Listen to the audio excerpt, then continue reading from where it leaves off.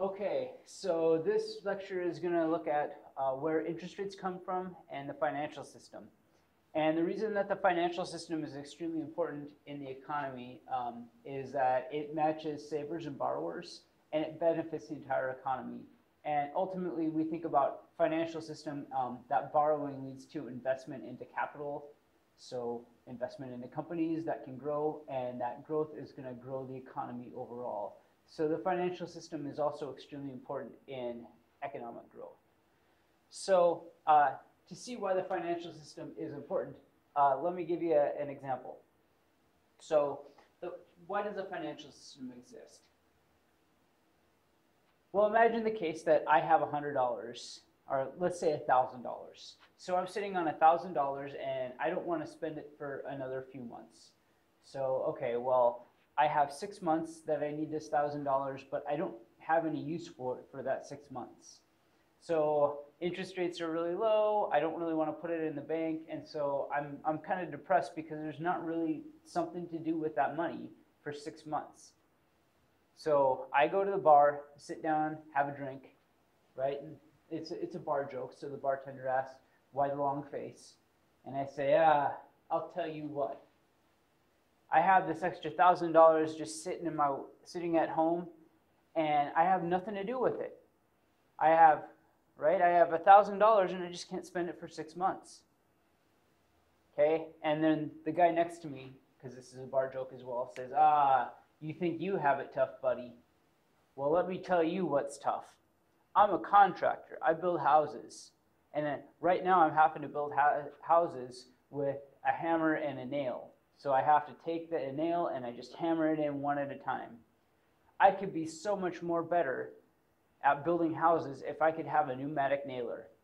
And that's a nailer that uses compressed air to nail it in, so you just push the button. So here we are, and he says, "I just need $1,000. I don't have $1,000, and if I could just have $1,000, I know that I could be 10% more profitable as a company." Okay, so here's the deal, is that there's me, who we'll call the saver, and I have plus $1,000 just sitting there, and I don't have a good investment opportunity with it. Then we have another guy, the contractor at the bar, who we'll call the borrower, and he has minus $1,000.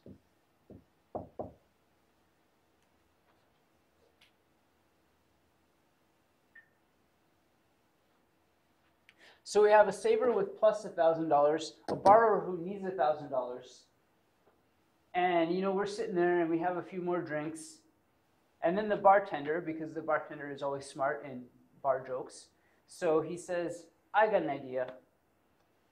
Why don't you, the saver, lend the borrower $1,000? That way I'll be at plus $0 for 6 months. The borrower will be at plus $0 for 6 months. And then if he's 10% more profitable, the borrower can pay me back in 6 months plus interest. So I lend my money to him today, and then in 6 months, the borrower sends that money back to me, and he's going to repay. So this is repayment. And this is going to be 6 months. Okay? And this is going to be $1,000 here, goes his way. And here it's going to be $1,000 plus interest, which we call I, the interest rate. Okay? So here, what we found is that if he can be 10% more productive as a contractor, he would be more than happy to borrow $1,000 and pay it off with interest in 6 months. So he is really happy with this deal. On the other end, I'm happy as well, because if I just sat on the money, that $1,000 isn't doing anything for 6 months. It just sits there, and in 6 months, it's still $1,000. Okay? But in this case, since I lended it to him, I'm going to be happy in 6 months when I need that $1,000 because I'm going to be getting $1,000 plus something on top. So I'll have more than $1,000 in 6 months, which is more than I would have had if we didn't exchange the money. Okay, so overall, the financial system is an easy way to match savers and borrowers.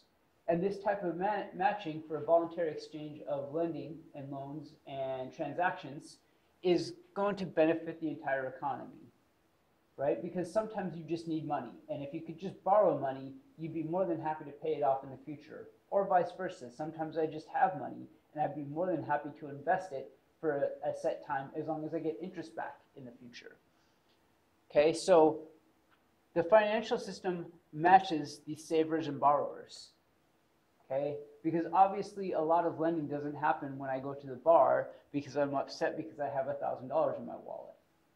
However, we do use the financial system on a daily basis. When we put money in banks, we're saving money.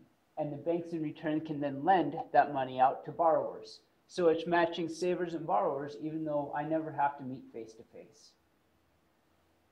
Okay, so what do we mean by the financial system? Well, the financial system is comprised of two different things: the financial markets and financial intermediaries. So this is the financial system.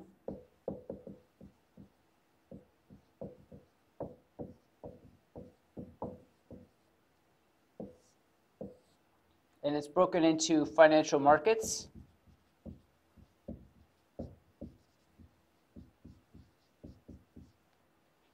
and financial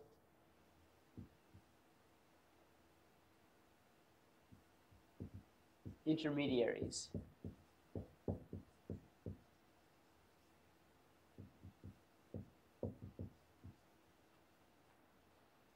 Financial markets are just like regular markets. It's the market for stocks and bonds. So we have stocks and bonds. Okay, and stocks are, if you buy a stock, you own ownership in the company, and they typically pay dividends. So you're buying ownership into a company when you buy stocks. Companies also issue bonds, and when you buy a bond, you're not claiming ownership, so you have no ownership. However, you do receive when the bond matures, you get the face value of the bond back, so what you paid back plus interest. Okay, the difference here is that stocks, you have ownership, and if they pay dividends, they only pay dividends after all bondholders have been paid. Okay, so they're slightly different, but they're both ways for firms to borrow money. So if I'm a company, I can say, I'll sell you some ownership in the stock for money today. Or I can say, I'll issue a bond, I promise to pay you in 6 months plus interest if you buy a bond from me today. Okay, so these are financial markets, and they work just like any other market. Then we also have financial intermediaries. So this is more of a direct finance, where savers and borrowers meet face-to-face. Financial intermediaries lead to indirect finance, so where savers and matchers never really meet face-to-face. And in this case, we're thinking about banks, hedge funds, money market managers, so forth. Okay, so here, I deposit money into the bank, and I never meet the guy who's borrowing the money that the bank lends to. Okay, so it's indirect finance. Whereas here, if I buy a stock, I'm buying a stock from the company itself. So the company and the investor are meeting. Essentially, it can happen in internet space, but it's a one-to-one match. Here, there's an intermediary, or intermediate step, which is the bank plays the in-between. Okay? But overall, this is the financial system. So we have financial markets and financial intermediaries, and together they make up the financial system, which does this kind of thing, where it matches savers and borrowers, so we see this money flowing, but it's delayed payment. So my $1,000 goes to the borrower. He's happy because he buys this pneumatic nailer, and as long as the interest rate doesn't exceed his exceeded profitability, which we said in this case he would be 10% more profitable, as long as he's not paying an interest rate above 10%, he would be better off because he'll make more money overall with the mailer after he pays it back than he would have otherwise. Then he pays back the $1,000 plus interest to the saver at a later date, and the saver's happy because now he has $1,000 plus interest on top of it.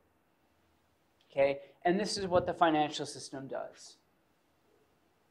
Okay, the next thing is that the financial system is important because it matches savers and borrowers, but it also plays 3 roles beyond that.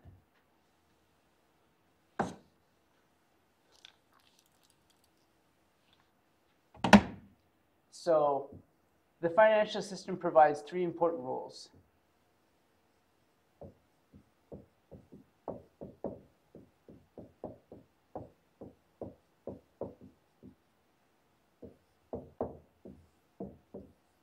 The first one involves with the risk of default. So in the example that I gave, I don't know what kind of guy this is. I met him at a bar, right? So why would I want to lend $1,000 to a guy that I met at the bar? What happens if he just would have taken that $1,000 and would have taken a vacation to Hawaii instead, and then I never would see my money again? Okay, so when savers and borrowers are meeting and exchanging money, right, for lending purposes, there's always a risk of default. Okay, so in this case, I lend my $1,000, he flies to Hawaii, spends it all, comes back, and I never see him again. He doesn't pay me back. So at the end, I have $0. In that case, I may be reluctant to ever lend out my money. Okay, but we know that if he did pay back because he used it to buy the pneumatic mailer instead of going to Hawaii, then both of us would be better off. Okay, so that money is going to better the economy if it's spent on its correct uses. Okay, so overall, I may be reluctant to lend out that money, which is going to decrease efficiency because he could be an upstanding guy for all I know, but he could also be a scumbag and fly to Hawaii with my money. And I just don't know. However, the financial system can pool together a bunch of resources. So it can say, I'm going to take $1,000 from 20 people. And instead of paying all of you the interest that you would get if you went out on your own, I'm going to pay you that minus just a little bit because there's some default risk. So the bank is collecting not $1,000, but $20,000 from 20 different individuals. And then it's going to lend to 20 different individuals that $1,000.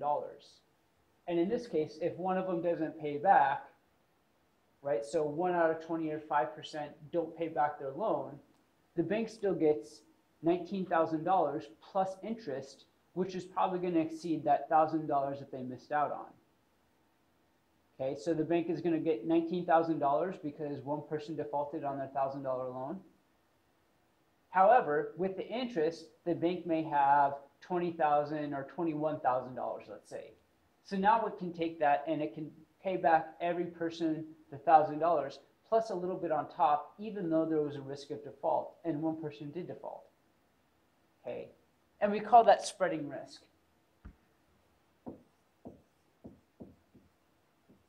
So the financial system spreads risk. It pulls together money from different sources, and that pulling together of money ensures that lending will go on, which benefits the entire economy, even though the default is still there. However, if I'm lending to the bank, or I save in the bank instead, even if one guy defaults with my money, everybody else's money is pooled together enough to pay me back, even though one person defaulted. So the financial system spreads risk, and it's going to increase lending overall. Second rule of the financial system is it provides liquidity.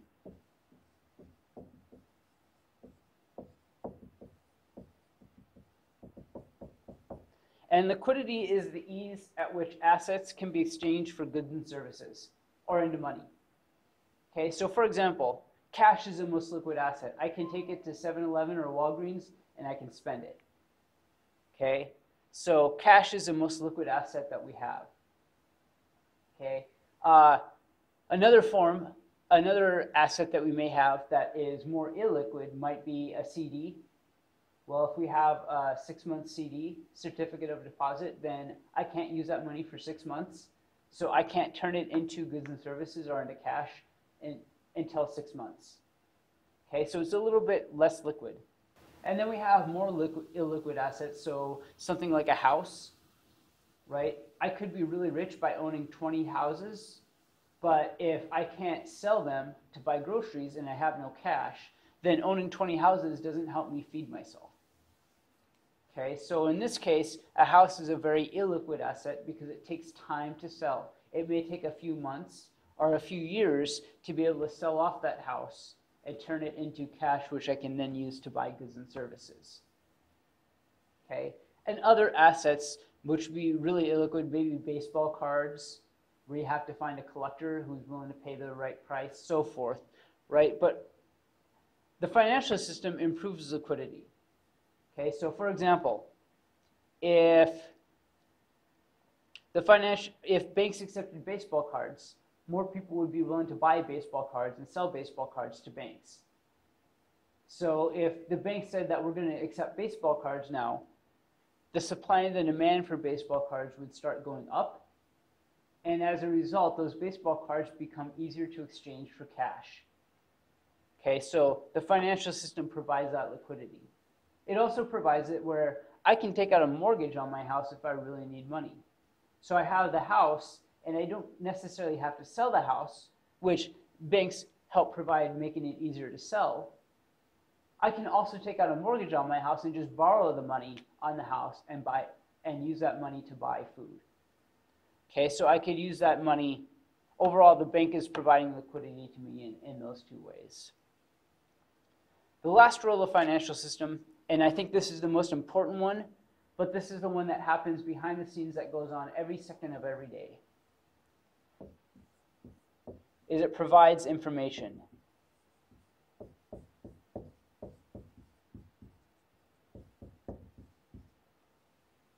Okay, and what I mean by providing information is that information is basically prices. So if you watch CNBC or MSNBC, whatever one they have on the stock ticker upstairs, right? Stock tickers go by, and you see prices constantly updated. That's financial markets updating those prices. If you listen to a radio ad or you go in and you see interest rates, right? Those are banks and financial markets providing those interest rates, right? They provide all that information, which is everything that you need to know whether you should save or borrow money, is that information. Okay, and so, for example, like go to the Wall Street Journal and they have that page where the whole section is just dealing with stock prices in very small numbers. That's that information that the financial system provides. Okay, and that helps you determine whether you should buy. So just as the price of milk helps you to determine whether you should buy milk, all you need to know is how much you really value the milk and how much milk costs, the price of it. Then you should buy milk or not. The financial system provides that information for stocks, bonds, and banks.